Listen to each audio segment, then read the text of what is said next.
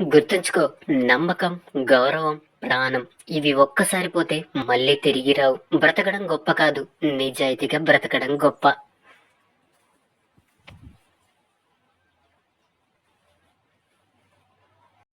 జీవితం గమ్యం, స్వప్నం, కష్టం, శ్రమ, గెలుపు, ఓటమి అన్నీ మనవే.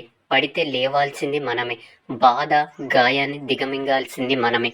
ధైర్యం చెప్పుకోవాల్సింది మనమే.